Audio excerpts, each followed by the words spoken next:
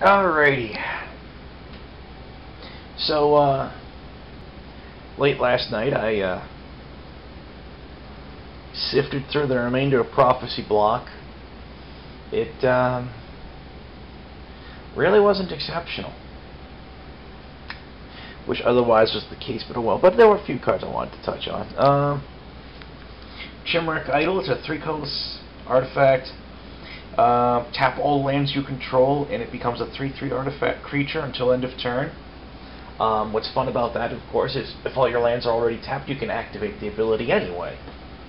There was Prophecy had a theme going in, going through caring about whether your lands were tapped or untapped. As a lovely example, we had a card like Silk Crawler. He's a 3/3 for 3 mana. When he comes into play, tap all lands you control. Honestly, there's a couple of cards in Masks Block that it was a minor theme throughout Masks Block. There's a couple of cards in Masks Block that I actually do abuse to this day. For example, Mercadian Atlas, which is 5 colorless. It's an artifact. At the end of your turn, if you didn't play a land, draw a card. They tried to do interesting stuff with land in the block. I don't think they made the theme heavy enough, though. Combine that with it just being a lackluster block overall, I mean... But, you know, I never realized before that, you know, how much this block actually did really try to screw with your lands. Because that was one of the things that was completely overlooked by just about everyone back in the day. I don't think anyone really noticed what they were doing. I sure as hell didn't. But, like I said, yeah, Mercadian Atlas, I use that in my landless deck. It's fun there. It really is. There's a couple of cards from Masks Block that I have in there, actually, because they do silly stuff concerning lands being tapped, lands being untapped.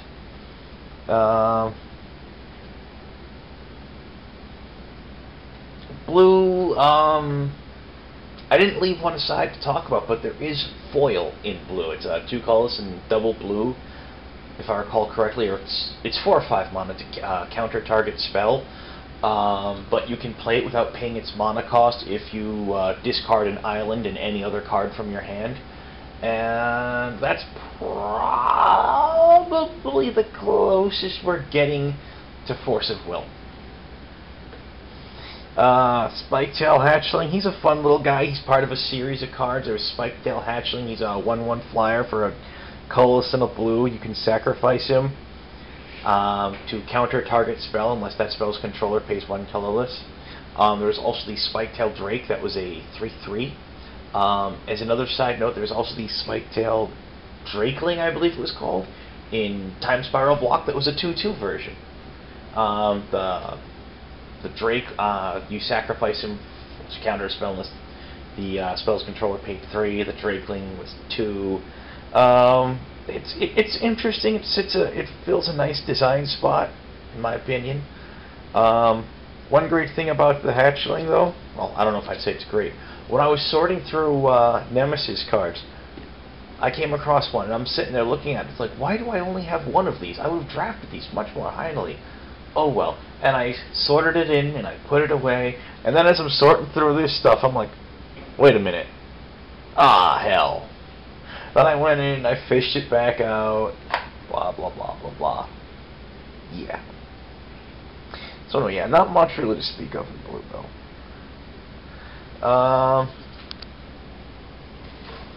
In red, only card I put aside to talk about, one of 2 cards, actually.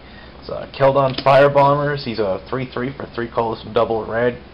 When he comes into play, each player sacrifices a land he or she control. When he comes into play, everyone sacrifices all but 3 of their lands. How's that sound? Sound good? Sound good. Oh, before I forget, here we have the Spore Frog. He's a 1/1 for a single green mana. You can sacrifice him for a fog effect. sometimes got referred to as Fog Frog. This was right around the time period, actually, that people were playing fog decks. I'm going to put the camera down for a second here, so I can better manipulate what I got going on here.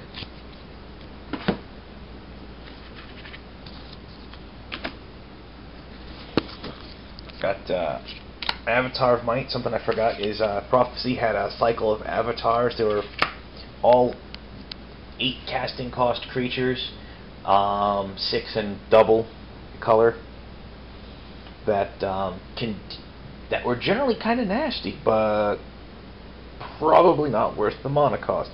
For example, Avatar of Might is an 8/8 trample. Granted, he doesn't have an upkeep, but he's really no better than the cheaper to play Force of Nature. Yeah, tilt the camera down a little bit so you can see the card. Yeah, I need to pay more attention to these things. Anyways, the thing is each of the avatars had a condition that would reduce the casting cost. Avatar of Might is if your controller, if your opponent controls at least 4 more creatures than you, reduce its casting cost by 6. That's a big reduction. The white avatar, I believe, was Avatar of Hope. It was like a something like a. Oh, I'm trying to remember exactly what it was. It was a huge flyer. It had a modest power, but its toughness was redonkulous. It flies. It can block up to 3 creatures a turn. The problem is if your life total has to be stupid low in order to get the discount. So, here's another fun thing. Mungo Worm. It's 2 colors and double green for a 6/5. But its controller cannot untap more than 1 land during their untap step. That's kind of a drawback, but I play that sucker in my landless deck because it's fun. Because as far as that deck is concerned, it's got no drawbacks. Now, moving on to something else. How I mentioned that they actually did have a land destruction theme going on in this block that I never really noticed before. We've got Thresher Beast. 3 colors and double green for a 4/4. Whenever it becomes blocked, defending player sacrifices a land. Okay. Despoil. 3 colors and a black. Destroy target land. Its controller loses 2 life. Hold on. Devastate. 3 colors, double red. Destroy target land. Deals 1 damage to each creature and player. Wait a second. Okay, I mean, you've also got, like, you know, Stone Rain and... what was I going to say? Stone Rain and Rain of Tears imprint in this block. And I'm like, you know, I never realized before just how land destruction heavy this block was. I mean, there was actually a huge resource denial theme going on in this block, but pretty much nobody used it. Almost nobody used any of the Rhystic spells.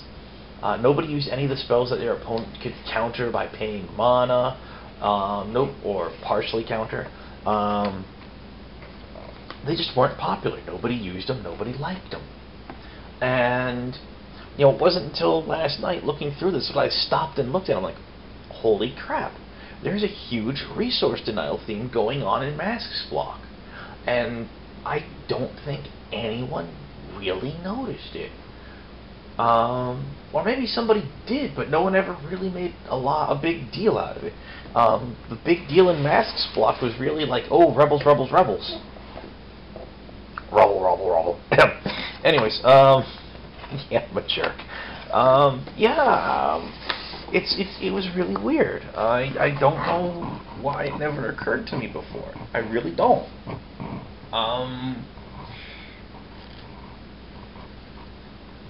If I knew what to say, I'd say it. It's totally bizarre.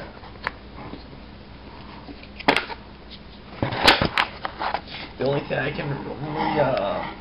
explanation I can really give is that since it was such an underpowered block, no one really people played so few of the cards in it that no one really made a big deal out of the resource denial theme going on in it.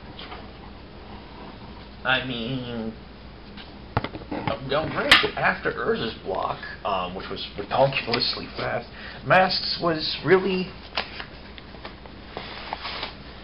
there to slow the game down.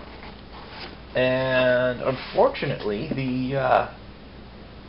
the search mechanic they had going on with Rebels and Mercenaries didn't really help that. And that was, for the most part, the only thing that saw a great deal of play out of Mask's block. That and, like, Magetta the Lion. All the other legendary spell shapers were nice, for the most part, except for Creel. And, but they didn't really see competitive play for the most part. Yeah. Yeah.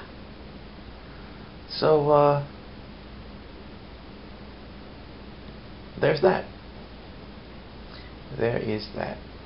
I don't know. I mean, honestly, I find my mind kind of boggled by this. It does give me a couple of things to think about, because I've been a huge proponent of land destruction for years now, partially on account of the fact that people hate it. It's not that I'm trying to troll or anything, it's just that, you know, people like to whine and whine about land destruction. It's like, hey, you know what, it's a strategy, live with it. It's not really even a tournament viable strategy most of the time. But, you know, people get their panties all on a bunch over it.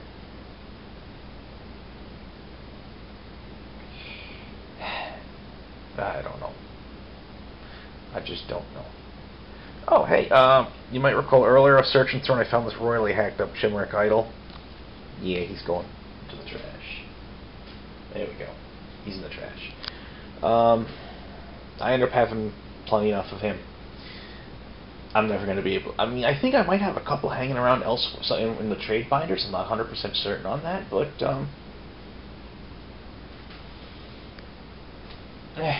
is what it is. I'm not going to get my button and knot over it.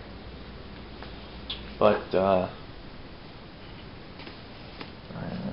my electric bill. It's not actually completely up to date because I made a payment on it.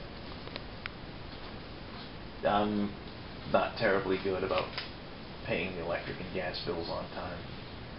But since it's just me living in this apartment, it's not like the bills are really huge either. Oh well. Gonna be drafting tonight. Blah blah blah. Yeah, goose mackety. I picked up some sticker paper from Staples last night.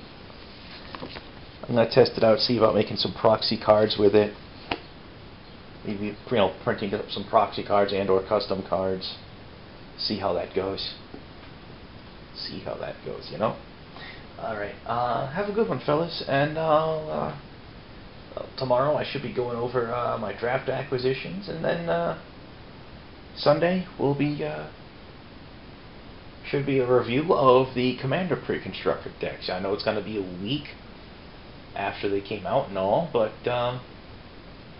hey, you know, it's just going to be my opinions on it, which not many people even give a crap about anyway. So, bada bing, bada bang, bada boom. Which reminds me, I want to get back to editing one of my Commander decks. Oh, hey, have a good one, fellas. Be good, be safe, yada yada, so forth, and whatnot.